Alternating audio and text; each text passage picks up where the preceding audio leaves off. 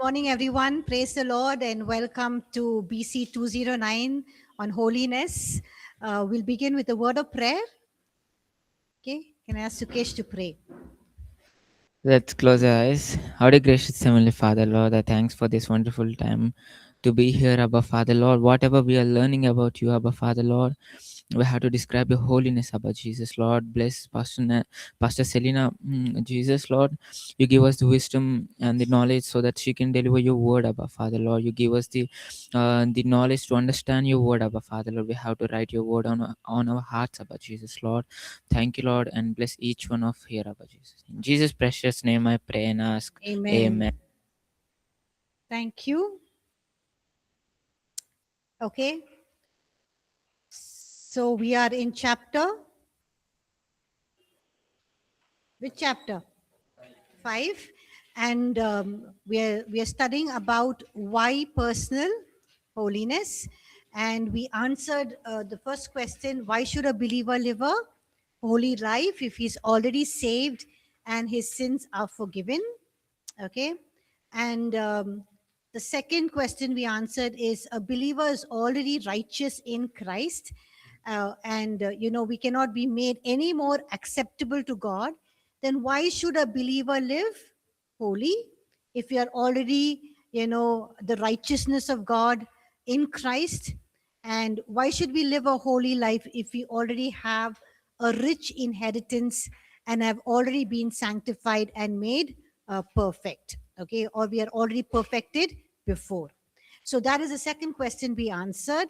Now, the third question is, how will living a holy life make a difference in our practical experience, even though positionally we have already been blessed with every spiritual blessing freely by grace? Okay, so that is the question that we've been answering. So we looked at how holiness is a key to being a part of Jesus, and we looked at John chapter 13 verse 8, where Jesus said, what did Jesus uh, tell Peter? If I do not wash you, you do not have any part with me. Okay. So here, Jesus was not just talking about, uh, the statement of Jesus here is not merely about physical cleanliness. Okay. It's more about, something that is more spiritual. So he's saying, in other words, Jesus was telling him that, if I wash your feet, then you have fellowship with me. Okay. This is an experience of me, and it cannot happen if I do not wash you. Okay. And also, we know that Jesus is clearly here talking about something more than position, right? He's talking about experience. He's talking about our experiential fellowship with Him or our participation in Him.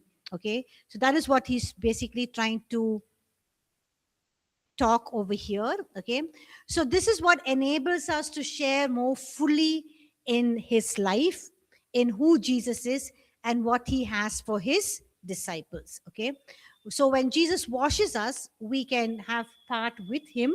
Okay, we can partake of him, and we can also experience him in a much deeper way. We can fellowship with him and experience him in a much more deeper way. Now, going back to the question, why is holiness important if everything comes by grace through faith and everything has already been given to us? Okay, so we first part of this question that we answered, we saw that holiness enables us to partake of him or to have part with Jesus Christ. Now, the second one, let's talk about the second one. The second one is about possessing our possessions. Okay, so why is holiness important if everything comes by grace through faith and everything has already been given to us? The first thing we saw was holiness enables us to partake of him and to have a part in Christ Jesus. The second one is, we'll talk about possessing our possessions. Okay, so let's look at Obadiah chapter 1 verse 17. So can one of you please read Obadiah chapter 1 verse 17, please? But on Mount Zion there shall be deliverance, and there shall be holiness. The house of Jacob shall possess their possession. Possessions. Okay. The house of Jacob shall possess their possessions. Okay. So here he says, Obadiah the prophet is saying, he's talking among the people of God. He says there will be deliverance and there will also be holiness. Yes, there will be deliverance and there will also be holiness. And the house of Jacob here is resembling whom? Who is the house of Jacob? The people of Israel, yes, meaning God's people, that is Israel. And he says, what will they possess? Their possession. So there will be deliverance and they will possess their possessions. Okay. Now in this verse was Obadiah chapter 1 verse 17. Deliverance carries a very rich meaning that goes beyond just simple meaning of rescue. Deliverance here is not just meaning rescue. Okay.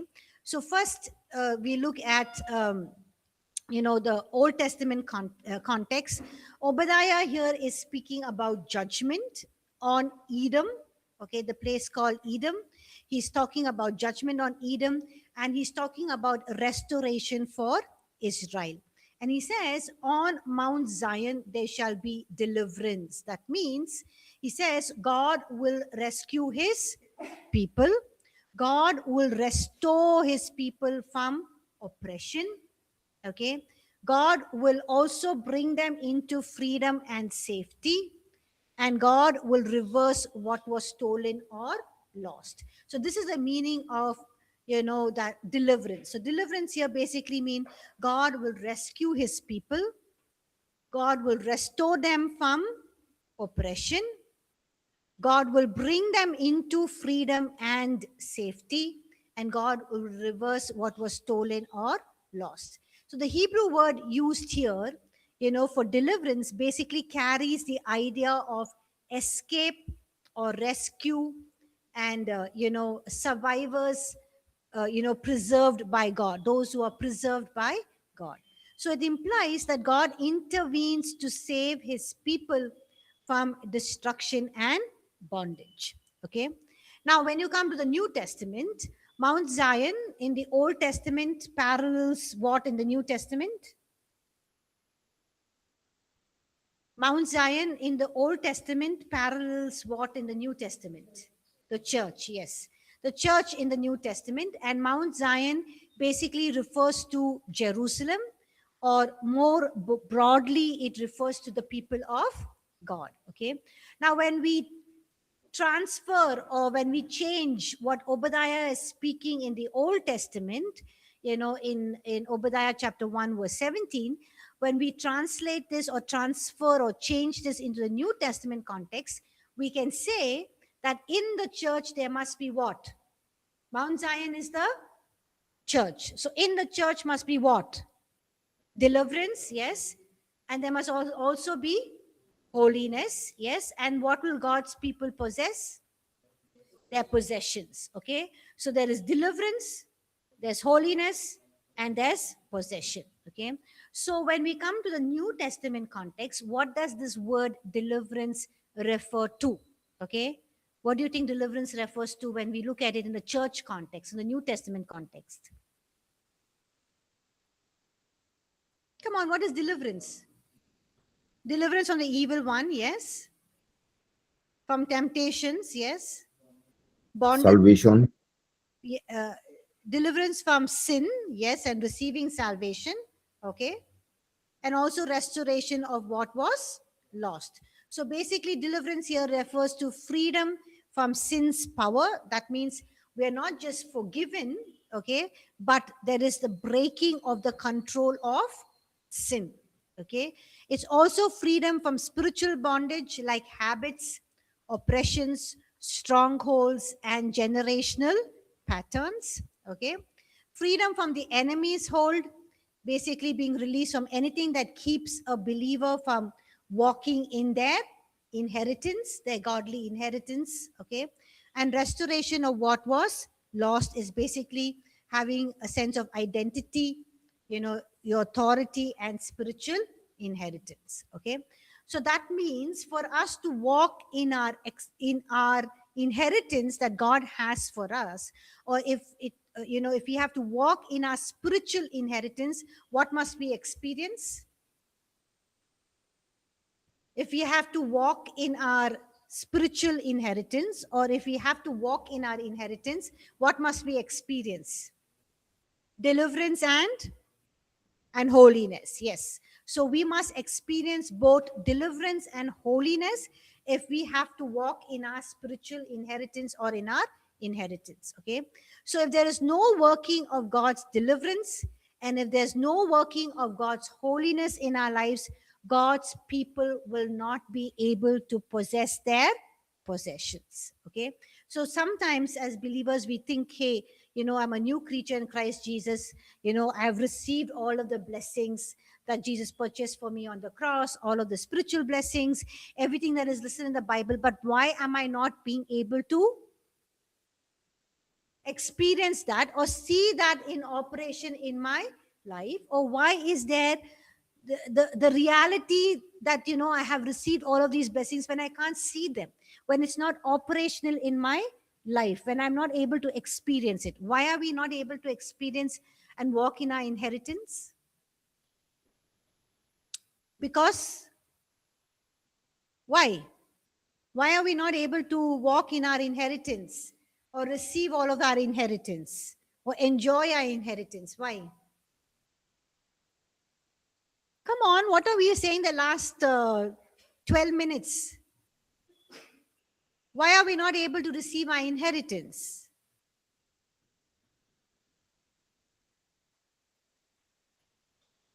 Can someone answer, please? Vinay? Yeah, because we may not be walking in holiness and we have not experienced deliverance. Yes, thank you, Samuel. Come on, class. Don't look at me like this. We've been saying the same thing about deliverance and holiness, and you're not able to answer. Come on, please. We need some kind of interest. Okay? Others is going to be really boring if I'm not going to get any responses. Okay, so to walk in our inheritance, we must experience what? Deliverance and holiness. Yeah. Please don't feel scared to say the answer is wrong. It doesn't matter. I don't have a stick here to beat you or punish you. Okay. So if there's no working of God's deliverance, if there's no working of God's holiness, God's people will not be able to possess their possessions. Okay. So we can ask this question: why deliverance comes before holiness in this verse, right? Why do you think? If you look at this verse, what is the order? First is what? Deliverance. Second is holiness. Third is possessions. Okay. Why is deliverance coming before holiness in this verse? Why is deliverance coming before holiness in this verse? Give me some answers.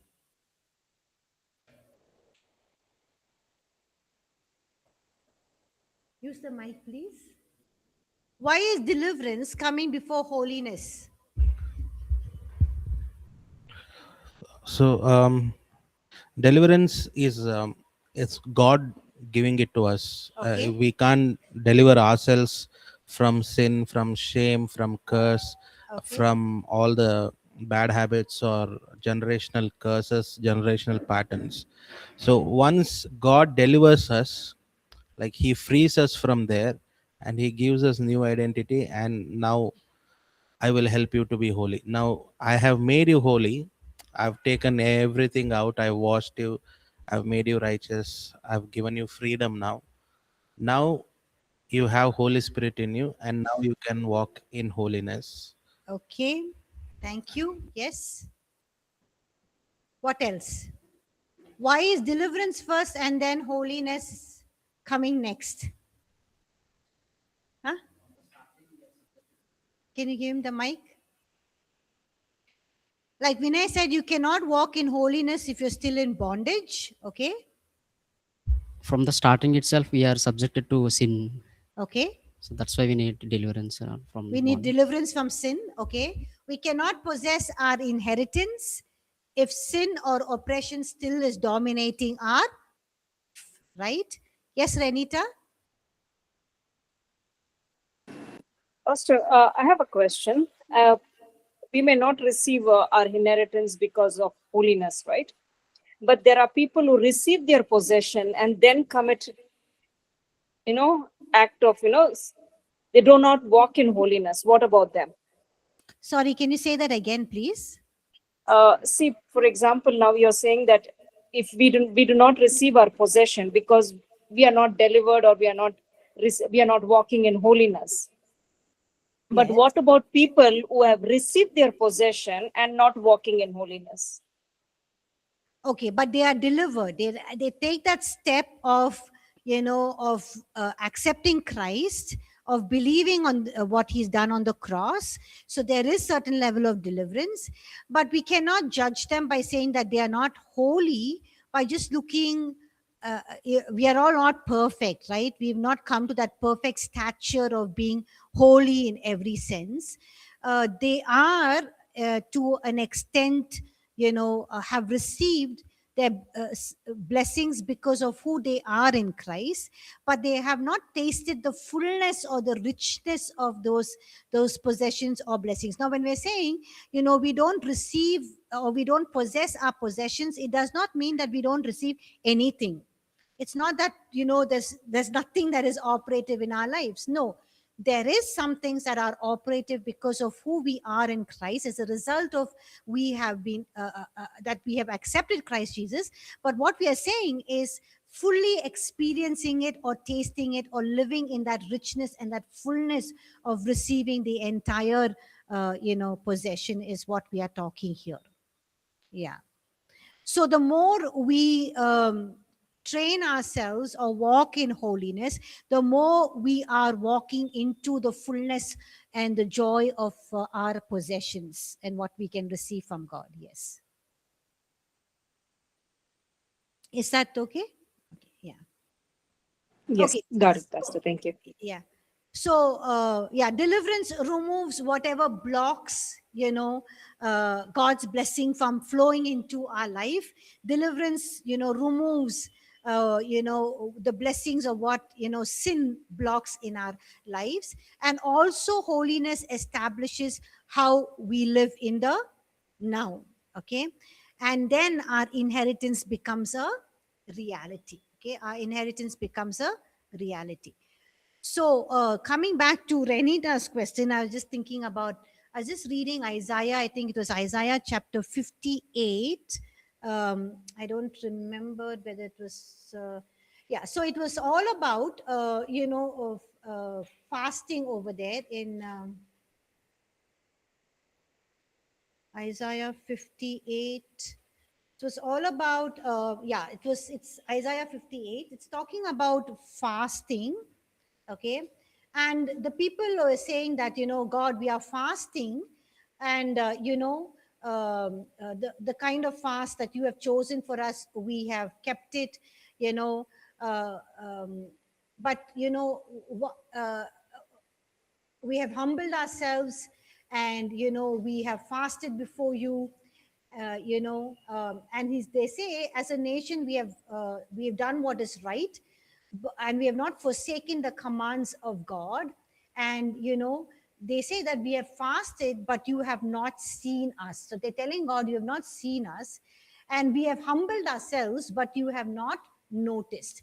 So here they're saying, we are fasting, we are doing everything that you want us to do. They're even saying that we are a nation doing what is right. And they're even saying in verses 1 to 3 that, we have not forsaken God's command. But I like what God's answer is. God, answers, and tells them in verses 4 onwards, he says, fasting is not just a ritual. It's not just a sign of your religious activity. But God says, what is fasting? Fasting is, when you, when you don't oppress people, when you share your food with the hungry, when you provide for, wanderers, people who are traveling, wandering, with shelter, you see the naked, you clothe them, and, you live in righteousness, before God. And then if you look at verses 8 onwards, such amazing promises from God when people live a righteous life, when people honor God in the way that he needs and walk a holy life. He says, your righteousness will go before you, healing will quickly appear. And he says, light will dawn before you.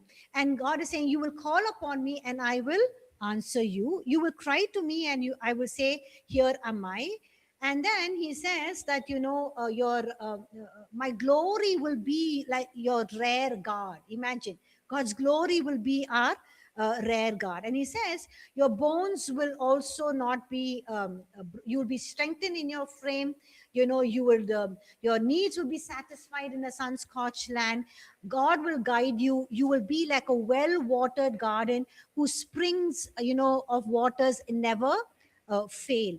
And look at verse 10, 11, 12. Amazing promises from God. So here the Israelites are saying, God, we are obeying your commandments, we are fasting, we're doing all the religious activities, but you're not hearing us. You've forgotten us, you've forsaken us. And God is saying, hey, what is true fasting? This is true fasting. And what happens as a result of true fasting? This is the thing, right? So sometimes we can also come to a place where we think we are holy, we're living holy lives, but it's basically being more religious. We experience a full blessings, but we are not living in the fullness of the blessings like we read in Isaiah chapter 58. And it's amazing. God says, I will strengthen your frame, your bones will be strengthened. And he says, healing will quickly appear. So look at all the promises there, so that is, we will foretaste a few of the blessings, but not everything in the fullest sense. Okay, so I hope that helps. Coming back, so why is holiness important? If everything has already been given so freely by grace, and we're already blessed with every spiritual blessing. Okay, so let's look at what Paul says. Paul writes that godliness is profitable in all things, right? So can someone please read 1 Timothy chapter 4 verse 7 and 8, please? 1 Timothy chapter 4 verse 7 and 8.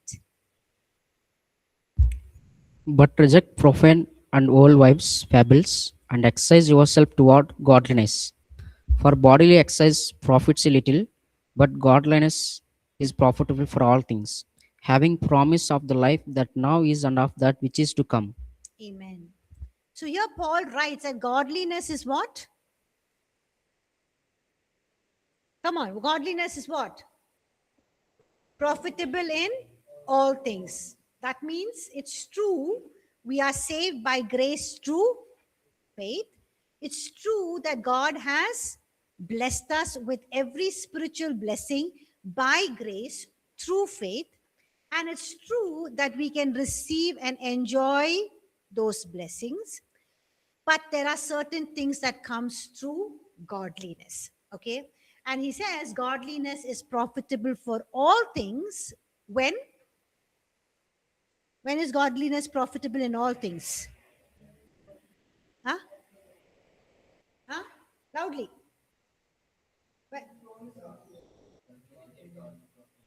When is godliness profitable? When we exercise it, Okay, it's when we exercise it. And in which, we live in it. okay, in which time frame is it profitable for us? Now and which is to come. Okay, The life to come. yes, the life to come. Yes. So godliness is profitable in all things in this life and in the life to come. Okay, that means there are certain things that I cannot experience in this life outside of godliness. There are certain things in my life, there are certain things in our life that we cannot experience in this life outside of godliness. Okay, yes, I'm a believer. God has given me everything freely by grace through faith, but godliness brings something into my life, both now and in the life to come, and that is what I need. Okay, So Paul is contrasting bodily exercise with what? Paul is comparing, contrasting bodily exercise with what? Godliness. Yes. So he says bodily. Godliness. Yes, godliness. Bodily exercise benefits what? Bodily exercise benefits what? Our physical body. And the same way, godliness benefits the human spirit, okay, our spiritual life. So, just as the benefits of bodily exercise do not come automatically, does benefits of bodily exercise come automatically? No. Okay. The same way, the benefits of godliness to the human spirit is also not just merely experienced by grace through faith, but also it is received through spiritual discipline and godly life. Just like without doing bodily exercise, our bodies cannot gain the muscles or the strength or the energy or the life, okay, or the strength or the enthusiasm to go through each day. Okay, bodily exercise benefits us in so many different ways, and it does not just come automatically. I just cannot sit down and think of a gym or think I'm walking in the park and think I'm exercising and receive the benefits of bodily exercise. No, I have to do it, right? In the same way, godliness, also benefits our human spirit, not merely by grace through faith. So I cannot just sit down and say, I can experience godliness because I've received it by grace through faith. Yes, that is one part of it. But we also receive godliness through what? Through spiritual discipline and living a godly life. If you don't live a godly life, you cannot experience godliness. Okay. So just as bodily exercise benefits the physical body, training in holiness also benefits our spiritual person. Okay.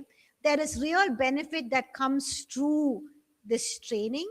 And it's nice that, Paul says godliness is not just something that we receive by grace through faith, but godliness is also something that we need to work out, exercise, do, okay, train. We need to train ourselves in godliness. And I'm glad he said that, because otherwise we will think, okay, godliness just comes by grace through faith, but actually we need to train ourselves in godliness. So the real benefit comes through training, okay, and it strengthens our spiritual well-being. Okay, so yes, it's true that we are in Christ. Yes, it's true that we are justified. Okay, yes, it's true that we have been made righteous. Okay, it's true who our identity is in Christ. All of that is true, but this is also true that godliness, okay, is training in holiness, and it brings benefit that cannot be received in any other way. Okay, so holiness is profitable. It strengthens our inner man. Any questions so far before we move on? Any questions? Okay, so we'll continue talking about personal holiness. Why is personal holiness important? Why is it important that holiness to be developed in us, that we be trained in holiness, that we grow in holiness, that we perfect in holiness and in the fear of God? Another reason is this, that holiness is a key to being a vessel of honor. Holiness is a key to being a vessel of honor. So let's look at 2 Timothy chapter 2, verses 19 to 21. So can somebody read that, please? 2 Timothy chapter 2, verses 19 to 21. Nevertheless, the solid foundation of God stands, having this seal. The Lord knows those who are his, and let everyone who names the name of Christ depart from iniquity. But in a great house there are not only vessels of gold and silver, but also of wood and clay, some for honor and some for dishonor. Therefore, if anyone cleanses himself from the latter, he will be vessel for honor, sanctified and useful for the master, prepared for every good work. Amen. Thank you. So here it says that, in a big house, there are what kind of vessels? Vessels of honor and dishonor. So what are the vessels of honor? What are the vessels of honor? Huh? What are the vessels set apart in your house? Huh? Chinaware, glassware, some silverware that you have. Okay, those you bring it out when you have guests, right? And what is vessels of dishonor? Just simple, ordinary, day-to-day vessels that we use. Okay, so it says here in verse 21, who will be vessels of honor? Who will be vessels for honor? Anyone who cleanses himself, and also what? Also what? Sanctified. Okay. When we become vessels of honor, what kind of vessels we are for God? Sanctified. Okay. What else? Look at what it says. The verse: Set apart. set apart, useful for the master, and prepared for every good work.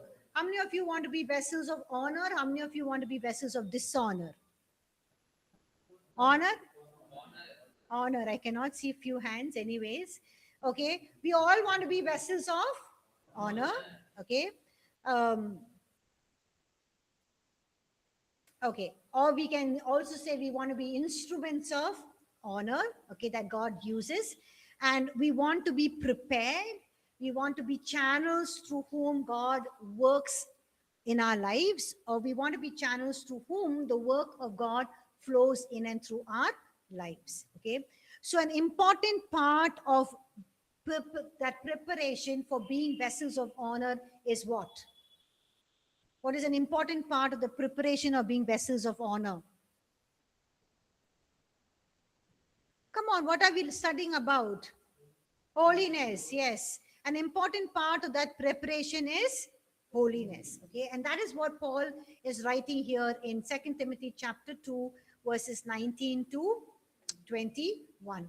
So Paul is writing to Timothy, but through Paul, the Spirit of God is also speaking to us. Now we see earlier in this chapter, 2 Timothy chapter 2, the earlier chapter, Paul tells Timothy to rightly divide the word of truth. That means the scripture correctly teach it, divide the word of truth, so that he can be a workman who's approved by God, who does not need to be ashamed, but approved by God. So this is one part he's talking about, of handling the word of truth carefully and also correctly. And then he comes to chapter 2, and Paul continues this chapter, and he says, in effect, that there is something more, Timothy, that you need to understand if you want to be a vessel that God uses. Okay. And then he paints this whole picture, and he says, think about this house, in a great house. And here he's not talking about a physical house, he's talking about God's house. And that house, that is God's house, has a solid foundation. That means the foundation is built on what in God's house? The foundation in God's house is built on what? The foundation, God's house, the church is built on what? What is the foundation the church is built on? Jesus Christ, yes, but also,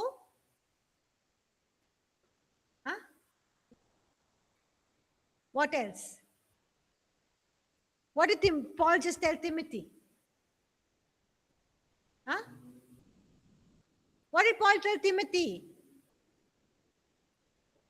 In the previous chapter, I just now mentioned it. It's not there in your notes.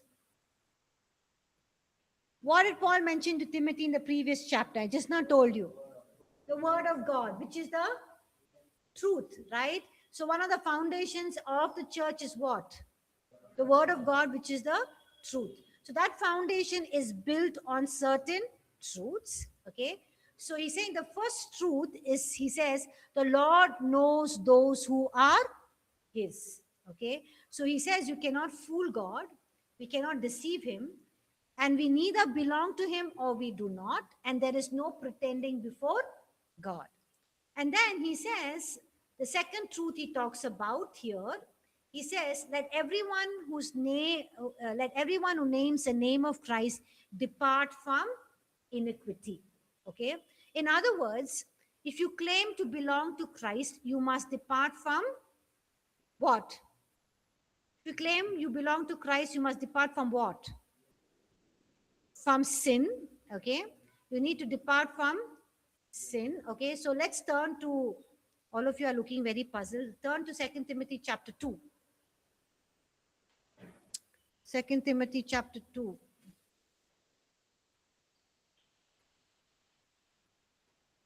Okay.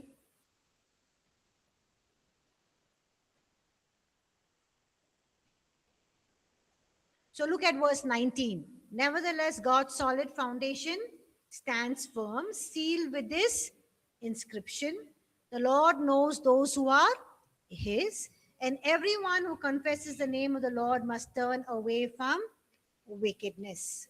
Okay. So what is Paul saying here? He says the house of God is built on the foundation, is built on certain truths. What are the certain truths? The first truth, he says, the Lord knows those who are his. That means we cannot fool him. We cannot deceive him. We either belong to him or we do not. And there is no pretending before God. The second truth. What is the second truth? Let everyone who names the name of Christ depart from iniquity. In other words, if you claim you belong to Christ, then you must depart from what? Sin. Yes. You cannot continue indulging in sin, enjoying sin, or playing with sin. And Paul says this is foundational in God's house. There are no two ways about it. The first foundation of the truth is God knows those who belong to him, and those who belong to him must depart from iniquity, okay, or from sin. Then he gives another picture in verse 20. He says, in the great house, there are different kinds of vessels. Some are made of gold and others are made of wood and clay. Some are used for honorable purposes, others are used for common or dishonorable purpose. So he's illustrating a principle here. What is the principle he's illustrating here is, if you want to be like the gold or silver vessel, or if you want to be used by God for honorable purposes, then what must you do? What must you do?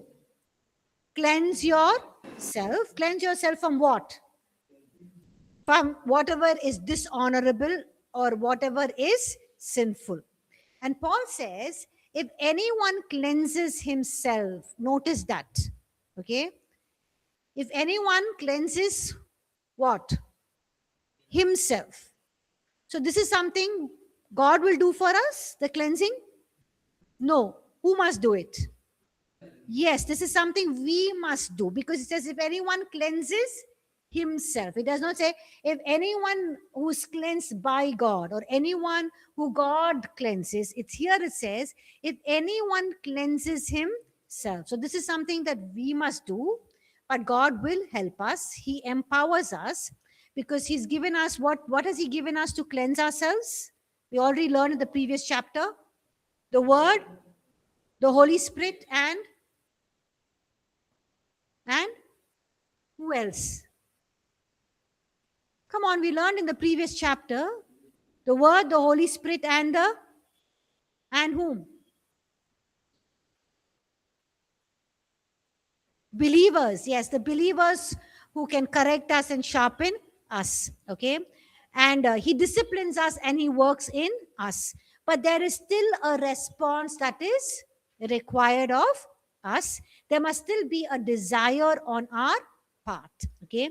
So here he says, if anyone cleanses himself, he will become what?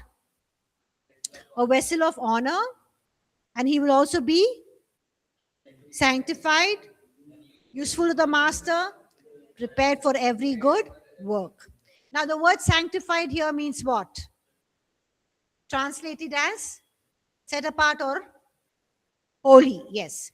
So he's saying that the vessel of honor is holy and is useful for the master. When can you be useful for the master? When you desire to become a vessel of honor, when you cleanse yourself, when you sanctified yourself. So holiness and sanctification is part of being a vessel that God can use. Okay. So holiness or sanctification is part of being a vessel that God can use. So if you want to be useful, if you want to be ready for every good work that God has appointed in our lives, we cannot exclude holiness from that process. We cannot exclude cleansing ourselves. We cannot exclude sanctification. Okay. So all of us, yes, desire to be vessels of honor. We all want honor. We all want recognition. We all want to make it big in life. That is good. We want to be used powerfully by God. We want to be instruments, for his kingdom and for his glory. But we must understand that sanctification, holiness is part of that preparation.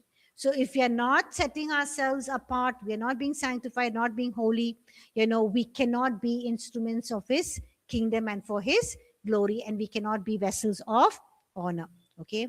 And this becomes a huge motivation for us. Okay. That, hey, I want to be a vessel of honor. I want to be used powerfully by God.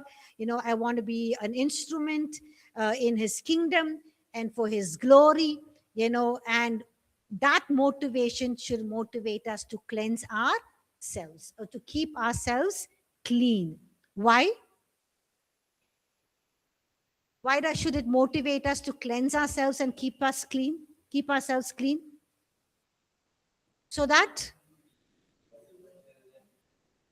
what? We can become vessels of honor that God can use. We can be channels through which God can use to bless others.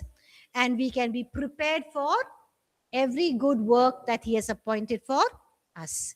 So here we see that holiness is not a burden, right? We think sometimes holiness is a burden, okay?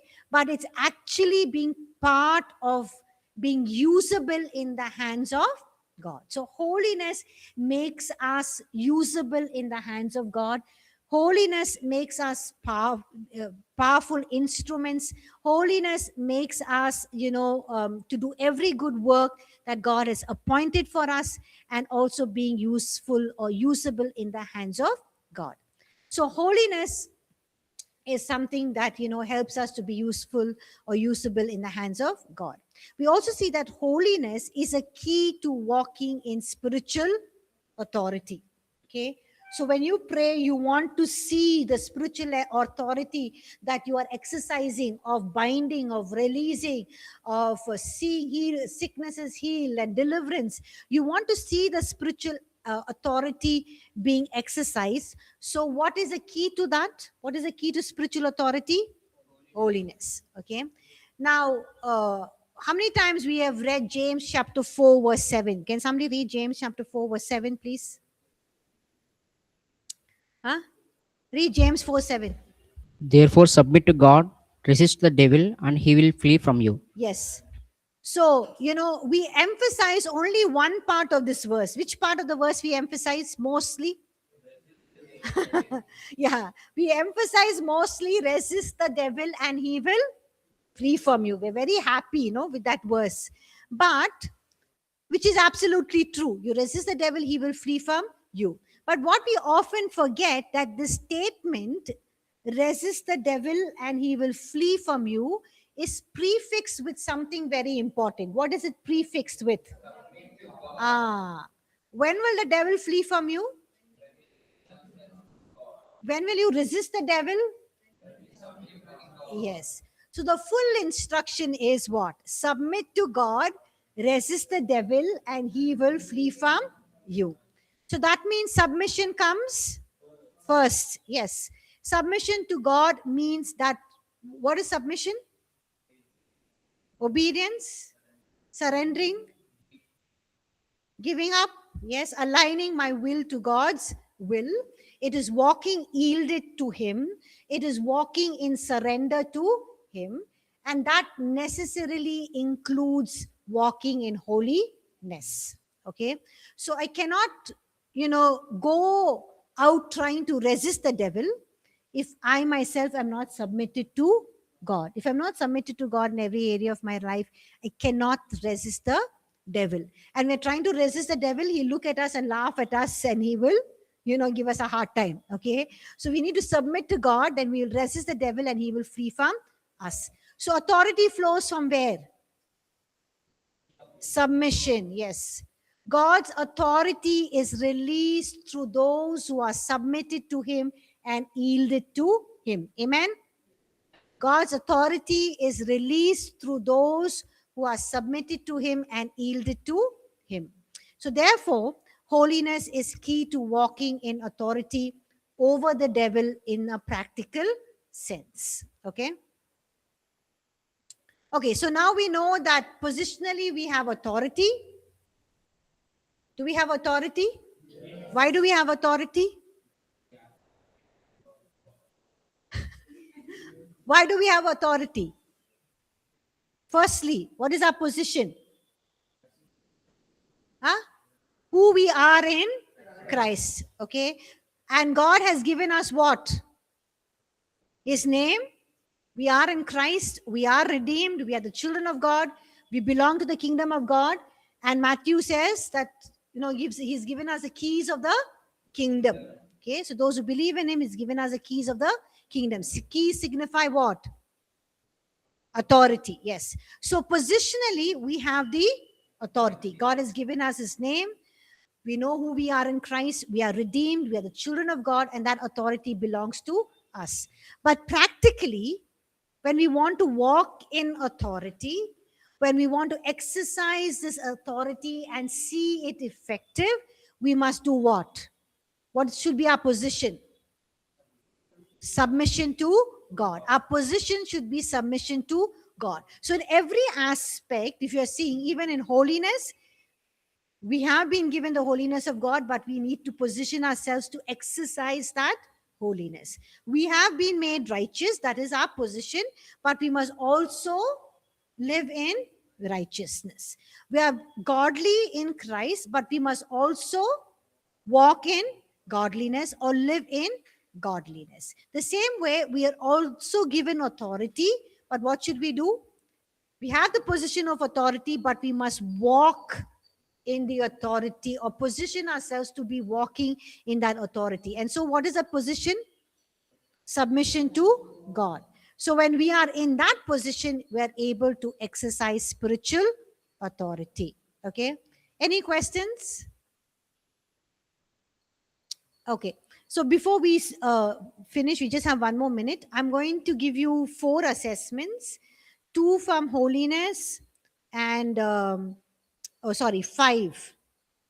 5 assessments, 2 from holiness, 2 from the next one, that is, repentance and restoration, and 1 from, overcoming life. Okay.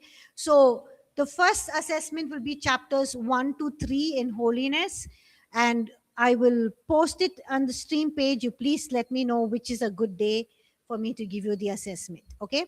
Any questions before we end class?